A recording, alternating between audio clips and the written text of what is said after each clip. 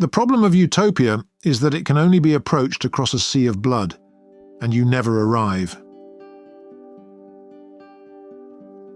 I want to make liberal into a pejorative word as it is in the United States. A lot of people still like the sound of it, and I want them to stop. Few Americans have heard of Wales. All of them have heard of Ireland, and many of them think they are Irish. Scotland gets a sort of free pass, especially since Braveheart re-established the Scots' anti-English credentials among the ignorant millions who get their history off the TV. I used to think that no such thing existed. Recently, I have become convinced that it does, and that it is, in fact, a specially bad relationship. The US Constitution is like Washington, D.C., a matter of columns and beautiful design. The English Constitution is more like a forest.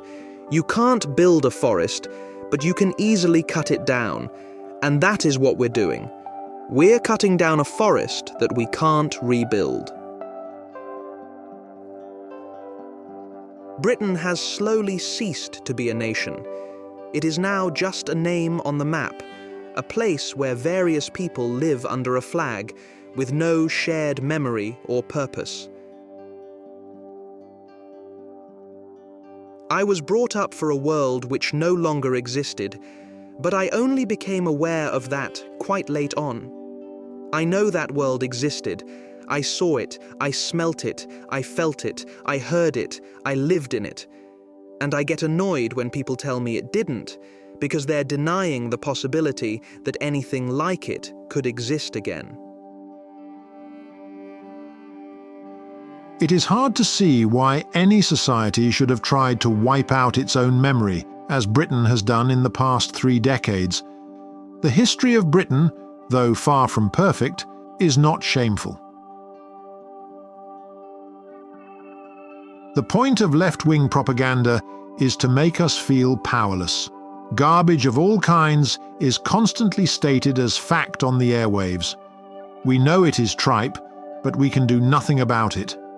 By submitting to it, we are demoralized and weakened. The left can't deal with the fact that it was often wrong, and so they rewrite history, and by doing so, they prevent themselves from learning from it. Education should teach us how to think, not what to think.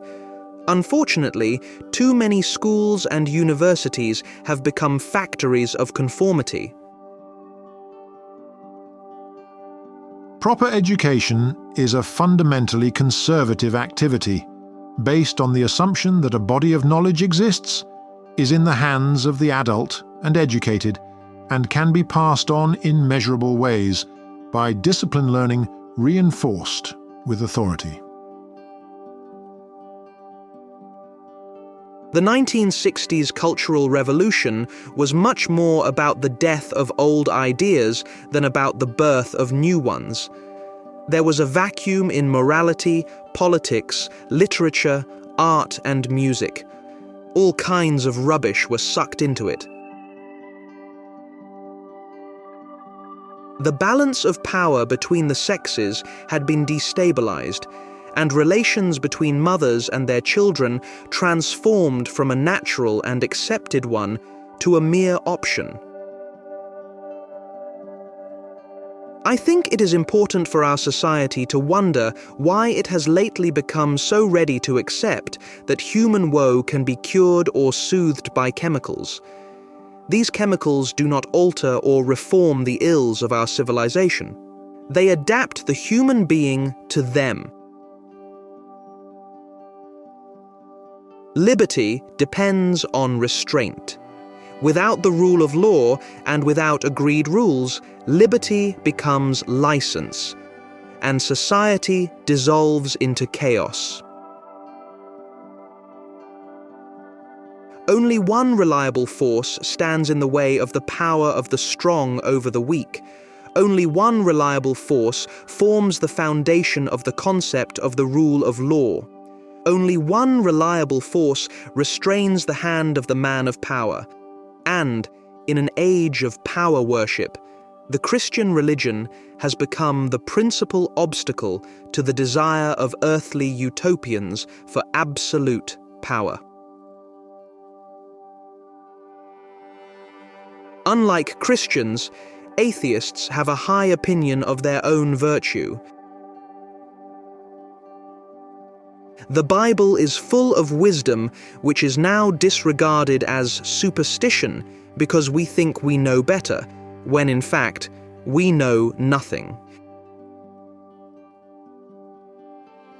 Stalin and Kim made human idols of themselves because they believed, as utopian idealists always do, in the ultimate goodness of themselves and the unchallengeable rightness of their decisions. There was no higher power, and so there could be no higher law. If people disagreed with them, it was because those people were in some way defective, insane, malignant, or mercenary. The rulers could not tolerate actual religion, because they could not tolerate any rival authority or any rival source or judge of goodness, gratitude, and justice. Some conflicts fought in the name of religion are specifically religious. Many others are not or cannot be so simply classified. The only general lesson that can be drawn from these differing wars is that man is inclined to make war on man when he thinks it will gain him power or wealth or land. I concede to my atheist opponents that belief or unbelief is a choice. As a choice, it is based upon desire. I desire, and therefore choose to believe in, one kind of universe, one that has laws and purpose with justice woven into its very fabric. The unbeliever desires, and therefore chooses to believe in, a chaotic universe where the dead remain dead and actions have no effect beyond their immediately observable consequences. Gun control is an absurdity on its own terms. It only affects law-abiding people and will not keep guns out of the hands of criminals who already have them. Hardly any gun crimes are committed with legally held weapons. You cannot really debate with somebody who truly despises you. I haven't voted for years. I don't like any of them, and the right not to vote is one of our most important freedoms. Pessimism is one of the great pleasures of life. I love being a pessimist, and I think I'm quite good at it. Capital punishment is as much a moral necessity as any act of war. It is there to teach the powerful that there is a penalty for misusing power.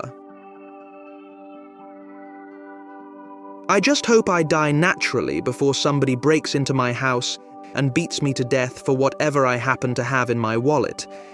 It's just a race between the one and the other for me. My career is studded by failure in trying to influence anybody. I've had a lot of fun. I've learned a lot. I've enjoyed myself a great deal. I've made some terrible mistakes. But I have never, ever succeeded once, I think, in actually changing anybody's opinion or altering the balance of politics.